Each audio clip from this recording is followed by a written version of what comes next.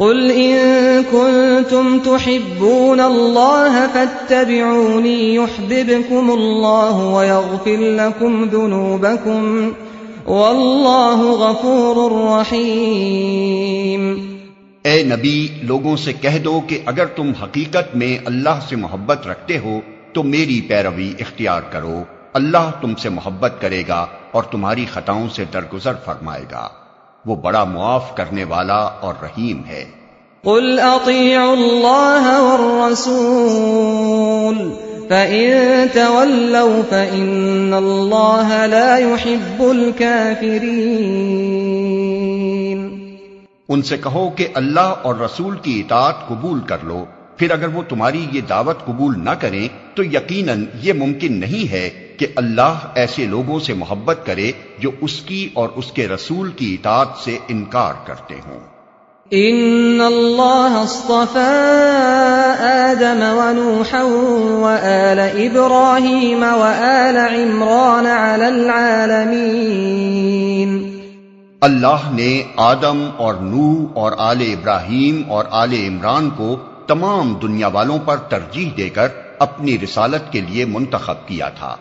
ذریۃ بعضها من بعض واللہ سمیع علیم۔ یہ ایک سلسلے کے لوگ تھے جو ایک دوسرے کی نسل سے پیدا ہوئے تھے، اللہ سب کچھ سنتا اور جانتا ہے۔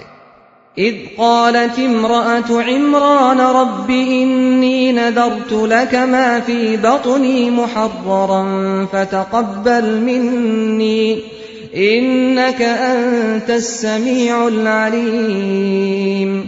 وہ اس وقت سن رہا تھا جب عمران کی عورت کہہ رہی تھی کہ میرے پروردگار، میں اس بچے کو جو میرے پیٹ میں ہے تیری نذر کرتی ہوں، وہ تیرے ہی کام کے لیے وقف ہوگا، میری اس پیشکش کو قبول فرما، تو سننے اور جاننے والا ہے۔ فلما وضعتها قالت رب إني وضعتها أنثى والله أعلم بما وضعت وليس الذكر كالأنثى وإني سميتها مريم وإني أعيذها بك وذريتها من الشيطان الرجيم۔ پھر جب وہ بچی اس کے ہاں پیدا ہوئی تو اس نے کہا مالک، میرے ہاں تو لڑکی پیدا ہو گئی ہے، حالانکہ جو کچھ اس نے جنا تھا اللہ کو اس کی خبر تھی، اور لڑکا لڑکی کی طرح نہیں ہوتا۔ خیر، میں نے اس کا نام مریم رکھ دیا ہے، اور میں اسے اور اس کی آئندہ نسل کو شیطان مردود کے فتنے سے تیری پناہ میں دیتی ہوں۔ فتقبلها ربها بقبول حسن وأنبتها نباتا حسنا وكفلها زكريا كلما دخل عليها زكريا المحراب وجد عندها رزقا قال يا مريم أنى لك هذا قالت هو من عند الله ان اللہ یرزق من یشاء بغیر حساب۔ آخر کار اس کے رب نے اس لڑکی کو بخوشی قبول فرما لیا، اسے بڑی اچھی لڑکی بنا کر اٹھایا اور زکریا کو اس کا سرپرست بنا دیا۔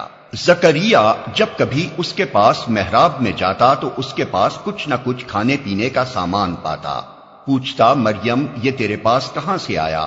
وہ جواب دیتی اللہ کے پاس سے آیا ہے، اللہ جسے چاہتا ہے بے حساب دیتا ہے۔ هنالك دعا زكريا ربه قال رب هب لي من لدنك ذرية طيبة إنك سميع الدعاء۔ یہ حال دیکھ کر زکریا نے اپنے رب کو پکارا، پروردگار اپنی قدرت سے مجھے نیک اولاد عطا کر، تو ہی دعا سننے والا ہے۔ فنادته الملائكة وهو قائم يصلي في المحراب أن الله يبشرك بيحيى مصدقا بكلمة من الله وسيدا وحصورا مصدقا بكلمة من الله وسيدا وحصورا ونبيا من الصالحين۔ جواب میں فرشتوں نے آواز دی جبکہ وہ محراب میں کھڑا نماز پڑھ رہا تھا کہ اللہ تجھے یحییٰ کی خوشخبری دیتا ہے، وہ اللہ کی طرف سے ایک فرمان کی تصدیق کرنے والا بن کر آئے گا، اس میں سرداری و بزرگی کی شان ہوگی، کمال درجے کا ضابط ہوگا، نبوت سے سرفراز ہوگا اور صالحین میں شمار کیا جائے گا۔ قال رب أنى يكون لي غلام وقد بلغني الكبر وامرأتي عاقر قال كذلك الله يفعل ما يشاء۔ زکریا نے کہا پروردگار بھلا میرے ہاں لڑکا کہاں سے ہوگا، میں تو بہت بوڑھا ہو چکا ہوں اور میری بیوی بانجھ ہے۔ جواب ملا ایسا ہی ہوگا، اللہ جو چاہتا ہے کرتا ہے۔ قال رب اجعل لي آية قال آيتك ألا تكلم الناس 3 أيام إلا رمزا واذكر ربك كثيرا وسبح بالعشي والإبكار۔ عرض کیا مالک پھر کوئی نشانی میرے لیے مقرر فرما دے۔